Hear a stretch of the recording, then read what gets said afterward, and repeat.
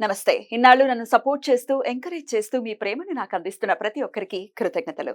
అలాగే ఈ వీడియో కూడా ఖచ్చితంగా మీకు ఉపయోగపడుతుంది. లైక్, షేర్ అండ్ సబ్స్క్రైబ్ చేసి మీ సపోర్ట్‌ని నాకు అందించండి. అలాగే ఈ వీడియో పట్ల మీకున్న అభిప్రాయాన్ని కామెంట్ సెక్షన్‌లో కామెంట్ చేసి తెలియజేయండి. ఇప్పుడు వీడియోని చూద్దాం. నమస్తే, వెల్కమ్ టు అవర్ ఛానల్. నేను పద్మిని. ప్రస్తుతంతో పాటు ప్రముఖ ఆధ్యాత్మికవేత్త, ప్రముఖ న్యూమరాలజిస్ట్, లక్ష్మీ నరసింహస్వామి ఉపాసకురాలు శ్రీమతి స్రవంతి గారు మనతో పాటు ఉన్నారు. మాట్లాడదాం. నమస్తే అక్క. నమస్తే పద్మిని. అక్క, రిలేషన్స్ మధ్య గ్యాప్ కానీ లేకపోతే మిస్అండర్స్టాండింగ్స్ తో రిలేషన్స్ బ్రేక్ అవ్వటం అనేది చూస్తుంటాం. ఏ రిలేషన్ అయినా అవ్వచ్చు. ఇద్దరు మంచి ఫ్రెండ్స్, ప్రాణ మిత్రులుగా ఉండేటటువంటి పరిస్థితి నుంచి చిన్న కమ్యూనికేషన్ గ్యాప్ కూడా ఒక్కొక్కసారి బ్రేక్ చేసేస్తుంది రిలేషన్స్. కొన్నేళ్ల తర్వాత అనిపిస్తుంది, అరే వాళ్ళు ఉండుంటే బాగుండు లైఫ్లో అని ఖచ్చితంగా అనిపిస్తుంది. అలాంటప్పుడు మళ్ళీ తిరిగి వస్తే బాగుండు, యాజ్ ఇట్ ఈస్గా మా రిలేషన్ కంటిన్యూ అవుతే బాగుండు అని అనే పరిస్థితుల్లో అలాంటి మార్పులు తెచ్చుకోవచ్చా మనం? దానికి ఏదైనా హెల్ప్ తీసుకొని చేయొచ్చా? ఏదైనా రెమెడీ ఉంటుందా దీనికి? తప్పకుండా ఉంటుంది పద్మిని. అసలు ఫస్ట్ మాట అనుకోవడం అనేది చాలా పొరపాటు. ఎవరైనా ఒకళ్ళు గట్టిగా మాట్లాడుతుంటే, నేను ఎప్పుడు కూడా నా జీవితంలో నేను ఫాలో అయ్యేది ఏంటంటే, ఎవరైనా ఒకళ్ళు గట్టిగా మాట్లాడుతుంటే నేను కామ్గా చూస్తూ వింటూ ఉంటా. ఒక్కొక్కసారి ఈయనకు కూడా కోపం వస్తుంది. నేను గట్టిగా మాట్లాడుతుంటే నువ్వేం మాట్లాడవేంటి, కనీసం నన్ను సపోర్ట్ కూడా చేయవేంటి అని అంటే, లేదు అసలు మిస్టేక్ ఏంటి, వాళ్ళేమన్నారు మీరేమన్నారు అనే దాని మీద చూస్తున్నానండి, అట్లా సపోర్ట్ చేయకుండా ఉండడానికి కాదు అని చెప్పి ఖచ్చితంగా చెప్తాను.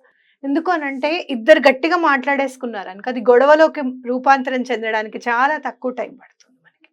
కాబట్టి వాళ్ళు ఒకళ్ళు ఎవరైనా గట్టిగా మాట్లాడుతుంటే అసలు మనం ఫస్ట్ ఆలోచించాలి, దేని వల్ల వచ్చింది ఈ గొడవ అనేది చూడాలి. అలాగే ఎవరి వల్ల వచ్చింది ఈ గొడవ అనేది కూడా చూసుకోవాలి. ఇద్దరు బాగుంటే ఫస్ట్ గొడవలు పెట్టడం అనేది ఇంపార్టెంట్గా ఫీల్ అవుతూ ఉంటారు అనమాట. వీళ్ళ గురించి ఏదైనా తెలిసి ఉండొచ్చు, మీకు నిజమే అయి ఉండొచ్చు, కానీ అది ఇద్దరి మధ్యలో అది గొడవకి దారి తీస్తుంది అన్నప్పుడు నిజం కూడా చెప్పొద్దు అనేది మన ధర్మంలోనే ఉంది. అవునా కదా? ఒకవేళ ఆ నిజం వల్ల ఎవరైనా ఇద్దరు విడిపోతున్నారు అంటే ప్రాణం పోతుంది అంటే, ఆ నిజం వల్ల ఎవరి జీవితం అన్న నాశనం అయిపోతుంది ఇంకా అని అనుకుంటే కనుక అది దాయడం చాలా ఇంపార్టెంట్ అనేది మనం తెలుసుకోవాలి. అలాగే ఎవరితోన్నా గొడవ అయింది అనుకో, ఫర్ సపోజ్ అది మిస్అండర్స్టాండింగ్ వల్ల అయింది, మిమ్మల్ని వాళ్ళు మిస్అండర్స్టాండ్ చేసుకున్నారు. నువ్వు బలానా వాళ్ళు చెప్పారు నా మీద, ఏదో చెప్పావట కదా వాళ్ళకి అని అంటే, నేనేం చెప్పాను, ఈ మాట అన్నావా లేదా అంటే, అవును అయిపోయి ఇంకేంటి. కానీ ఆ సందర్భం వేరు, ఆ మాట ఎందుకన్నారు అనే ఉద్దేశం వేరు. ఏ ఉద్దేశంతో అన్నామో ఆ ఉద్దేశం తీసుకోకుండా మిమ్మల్ని తప్పుడు అపార్థం చేసుకున్నారు. అది ఇక్కడ కాన్సెప్ట్ అనమాట. అలా గొడవ అయ్యి విడిపోతే కనుక భార్యాభర్తల మధ్యలో కూడా ఒకటి చెప్పబోయి ఇంకోటి అర్థమవుతూ ఉంటుంది. అందులో భర్తకి భార్య చెప్పింది కరెక్ట్గా అర్థం కాదు, అలాగే భార్యకు కూడా కరెక్ట్గా అర్థం కాదు. మిస్అండర్స్టాండింగ్ ఎక్కడైనా జరుగుతుందంటే ముందు భార్యాభర్తల మధ్యలో. అలా ఏమన్నా ఉంటాయి కనుక టుగెదర్ యాక్ట్. టుగెదర్ యాక్ట్ ఎంత మీనింగ్ ఉందో చూడు ఈ స్పీచ్ వర్డ్ లో. ఆ టుగెదర్ యాక్ట్ అన్నప్పుడు మీ మధ్యలో ఉన్న మిస్అండర్స్టాండింగ్ అంతా కూడా తొలగిపోతుంది అనమాట. నేను చాలా మందిని చూసాను, మాట్లాడుకోకుండా అన్నదమ్ములు అక్క చెల్లెళ్ళు పక్క పక్కనే కూర్చుంటూ ఉంటారు, మళ్ళీ ఫంక్షన్కి వెళ్తారు, మాట్లాడుకోరు, అలా చూస్తూ ఉంటారు. అప్పుడు మీరు టుగెదర్ యాక్ట్ అని మీరు చదవండి. అవును అసలు ఏంటి ఇందాక నుంచి చూస్తున్నాను, పలకరించచ్చుగా, నేనే నేను పలకరించాలా ముందు అని వాళ్ళు వస్తారు ఫస్ట్ అనమాట. వాళ్ళు రావాలి, అట్లా మీ ఇద్దరు మళ్ళీ కలిసిపోవాలి, చక్కగా కలిసిమెలిసి ఉండాలి అందరూ అని చెప్పి చదవండి. తప్పకుండా మిస్అండర్స్టాండింగ్ అనేది తొలగిపోతుంది. ఇప్పుడు తల్లి కూడా చదవచ్చా అక్క? ఇప్పుడు ఇద్దరు పిల్లలు ఉన్నారు, వాళ్ళిద్దరూ మాట్లాడుకోవట్లేదు, అసలు బాధ తల్లిదండ్రులకి కదా. అబ్బా వీళ్ళిద్దరూ రామలక్ష్మణులాగా ఉండాలనో, లేకపోతే అక్క చెల్లెళ్ళు చక్కగా కలిసి ఉండాలనో ఏ తల్లిదండ్రులు కోరుకోరు? తప్పకుండా కోరుకుంటారు. వాళ్ళు మాట్లాడకపోతే బాధపడతారు. తల్లిదండ్రులు చదవచ్చా? తప్పకుండా చదవచ్చు. మేము ఈ పిల్లల మధ్యలో గొడవలు ఉండకూడదు, మిస్అండర్స్టాండింగ్స్ ఉండకూడదు. చిన్నప్పటి నుంచే మీరు ఏదైనా కేర్ తీసుకోవాలి. 10th క్లాస్ చదువుతున్నారు మీ పిల్లలు, వాళ్ళు ఎప్పుడు కూడా కలిసి ఉండాలనుకుంటున్నారు, టుగెదర్ యాక్ట్ అని చెప్పి రోజుకి ఒకసారైనా వాళ్ళిద్దరి పేర్లు తలుచుకొని టుగెదర్ యాక్ట్ అని చదవండి. నేను మా పిల్లల కోసం చదువుతాను. వాళ్ళిద్దరు దెబ్బలాడుకుంటూ ఉంటారు పద్మిని, మధ్యలో మనం వెళ్ళిన వాళ్ళం పిచ్చివాళ్ళం అయిపోతాం. అక్కే కదా నన్ను అంది, మేమిద్దరం ఏమన్నా అనుకుంటామంటారు చిన్నది. అలా అట్లా అంటే ప్రేమ అనేది ఖచ్చితంగా బ్లడ్ రిలేషన్ లో ఉంటుంది. అలాగే స్నేహంలో కూడా నువ్వు చూడు, వాడికి నాకు 1,00,000 ఉంటాయి. కానీ మీరు మాత్రం మధ్యలో వచ్చి మా ఇద్దరి గురించి చెప్పకండి అనేవాళ్ళు కూడా ఉన్నారు. అసలు అది కదా అసలు సిసలు స్నేహితుడు స్నేహం. అంటే అదే. కదా, స్నేహం అంటే కూడా అదే. అది. ఏదో ఒకళ్ళు చెప్పారని చెప్పి స్నేహాన్ని మానేసి ఇంకోళ్ళు చెప్పారని ఇంకోళ్ళతో స్నేహం చేసేసి స్నేహం కూడా అక్క చాలా చాలా ఈజీగా చేసేస్తూ ఉంటారు. మనకి మన ఇతిహాసాలు చెప్తున్నాయి ఎలా స్నేహం చేయాలి. రామ సుగ్రీవులు ఎలా స్నేహం చేసుకున్నారు, అగ్ని సాక్షిగా స్నేహాన్ని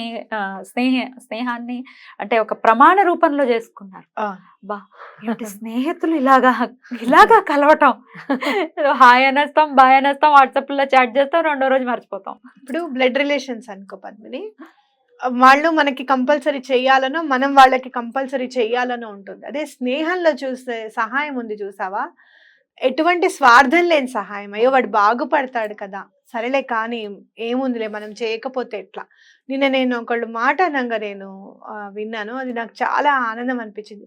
నువ్వెందుకు చేసావు ఈ పని అని నేను అతన్ని అడిగినప్పుడు, అతను బిజినెస్ చేస్తూ ఉంటాడు అనమాట. నేను బిజినెస్ లో ఉన్నాను కదా, నాకు ఆ రోజు సహాయం చేయబట్టే కదా, నలుగురు నన్ను ఎంకరేజ్ చేయబట్టే కదా నేను ఈ స్టేజ్ లో ఉన్నాను. తనని ఎంకరేజ్ చేయాలి, మన కొత్తగా బిజినెస్ చేసే వాళ్ళని ఎంకరేజ్ చేయాలన్న ఉద్దేశంతో నేను చేశానండి, అంతకు మించి వేరేది కాదు అన్నప్పుడు నేను అవాక్కైపోయాను. ఇంకా వేరే మాట లేదు నా దగ్గర. ఎంత నిజాయితీ ఉంది అందులో, ఎంత అంటే ఎంత మంచితనం అంటే ఎంకరేజ్ చేయాలి అని అంటే స్వార్థం ఏముంది అందులో, ఇంకా అందులో ఇంత వీసమెత్తు స్వార్థం లేదండి నాకు అని చెప్పినప్పుడు నేను ఇంకేం అనలేకపోయాను. మంచి కోసం కదా చేశాడు, కరెక్టే, అది ఎప్పటికైనా మంచి అయ్యే అతనికి చేరుతుంది తప్పించి అతనికి మాత్రం అన్యాయం జరగదు అనేది నా మైండ్లో వచ్చిందనమాట. కాబట్టి అలా స్నేహం చేసేవాళ్ళు కానీ, అలా స్నేహంలో సహాయం చేసేవాళ్ళు కానీ చాలా ఇంపార్టెంట్. వాళ్ళని మనం మోసం చేయకూడదు పద్మిని ఎప్పుడు కూడా. అలాంటి వాళ్ళకి కించిత్తు బాధ కూడా కలగకుండా చూసుకోవాలన్నమాట. అలాంటి స్నేహితులు దొరికారు అంటే చాలా అదృష్టం అని అనుకోవాలి. కాబట్టి అలాంటి స్నేహం దొరకాలి, పరిడవిల్లాలి. వాళ్ళిద్దరి మధ్యలో కూడా ఎటువంటి మిస్అండర్స్టాండింగ్ లేకుండా, అపార్థాలకి తావు లేకుండా ఉండాలి జీవితం అంటే టుగెదర్ యాక్ట్. అద్భుతం. ఈ టుగెదర్ యాక్ట్ అనేది అత్తాకోడల మధ్య కూడా పనిచేస్తుందా? అపార్థం అంటే అసలు ముందు ఫస్ట్ కదా క్యూలో ఉండేది ఈ వరుస. ఈ రిలేషన్ లో నేను ఒకటి గమనించాను పద్మిని, అబద్ధం చెప్పడానికి కూడా మనసు అంగీకరించేస్తుంది ఇమీడియట్ గా. అత్తగారి మీద ఏమన్నా కోడలు చెప్పాలనుకుందనుకో, అబద్ధం చెప్పడానికన్నా రెడీ. ఏదైనా కానీ అక్కడ ఆవిడ తప్పు చూపించాలి. అదే కోడల మీద కూడా చాలా చూసాను నేను. పొద్దున్నుంచి పనింతా నేనే చేస్తున్నాను అన్నట్టు చెప్తారనమాట. అమ్మాయి ఏమీ పని చేయట్లేదు అని అంటే, తిరిగి వచ్చిన మగవాడికి ఏమనిపిస్తుంది, అయ్యో మా అమ్మ పడుకుంటే నువ్వు కూడా పడుకున్నావా, నువ్వు పని చేయలేదా, మా అమ్మ చేసి పడుకుంది, అయ్యో లేదు పొద్దున్నుంచి చేసింది అని కూడా చెప్పడానికి కూడా ముందుకు రారు పద్మిని. అట్లా ఉండకూడదు. ఎటువంటి పరిస్థితుల్లోనూ నా గట్టి నమ్మకం, అత్తగారు తల్లి అయితే అవ్వదు, అలాగే కోడలు అయితే కూతురు అవ్వదు. ఎక్కడో ఇంకా కోటికి ఒకళ్ళు చాలా రేర్. అలాంటి వాళ్ళని చూసి నేను అనుకుంటాను చాలా అదృష్టవంతులు అనుకుంటాను. కాబట్టి అలా టుగెదర్ యాక్ట్ వాళ్ళకు కూడా పనిచేస్తుంది. ఆ అబద్ధాన్ని ఆడద్దు అనేది చెప్తుంది మనకి. ఎటువంటి పరిస్థితుల్లో అబద్ధం చెప్పి మనం గెలవకూడదు, అవునా కదా. నిన్న నేను ఒక జోక్ చూసాను పద్మిని, నీకు మీ అత్తగారు ఇష్టమా అంటే లేదు నా భర్తే ఇష్టం అంట. మరి మీకు మీ అమ్మ ఇష్టమా, లేదు నాకు నా భర్తే ఇష్టం అని అంటాను. ఎందుకు అని అంటే వాళ్ళిద్దరి మధ్య గొడవ అయినప్పుడు నేను గెలిచిన దాఖలా లేవు, నా భర్తతో గొడవ పడినప్పుడు ఓడిపోయిన దాఖలా లేదు అని చెప్పాను. కాబట్టి అట్లా రిలేషన్ అనేది మెయింటైన్ చేసుకోవాలి అనుకుంటే గనక ఈ టుగెదర్ యాక్ట్ అనేది చాలా ఇంపార్టెంట్. పేర్లు అనుకుని అనాలక ఇప్పుడు భర్తతో, నా భర్తతో టుగెదర్ అట్లనా ఇట్లా. ఇప్పుడు ఎవరైనా మీరు అనుకున్నది ఏదైనా రాంగ్ వేలో వాళ్ళకి అర్థమైంది, రాంగ్ వేలో అర్థం చేసుకోబడ్డారు వేరే వాళ్ళ ఇన్ఫ్లుయెన్స్ వల్ల అన్నప్పుడు ఆ వాళ్ళ పేరు తీసుకొని, నేను చెప్పింది ఇది, నా ఉద్దేశం ఇది తప్పుడు ఉద్దేశంతో నేను చేసింది కాదు, లేకపోతే కావాలని చేసింది కాదు. మనం కూడా ఒక్కొక్కసారి అదేంటి ఇలా జరిగిందట అని చెప్పి నిజం చెప్పేస్తాం, దాచుకోకుండా. ఏదైనా దాయాల్సిన విషయం దాయకుండా చెప్పేస్తాం అనుకో, అది మన మీదకి వస్తుంది. నువ్వు చెప్పావు కదా, అప్పుడు ఏం చేస్తారంటే కావాలని మీరు చెప్పారనుకోండి ఆనందం కోసం, ఇంకెప్పుడు అలా చేయను అని యూనివర్స్ కి ప్రమాణం చేయడం. ఓకే, రెండు మీకు ఇంపాక్ట్ బాగా ఇంకా వాళ్ళ రీచ్ అయ్యింది వాళ్ళకి అనేది మీకు అనిపిస్తుంది ఖచ్చితంగా. ఇంటెన్షన్ రీచ్ అయింది అని. Beautiful. చాలా అద్భుతంగా వివరించారక్క. కృతజ్ఞతలు. నమస్తే. నమస్తే.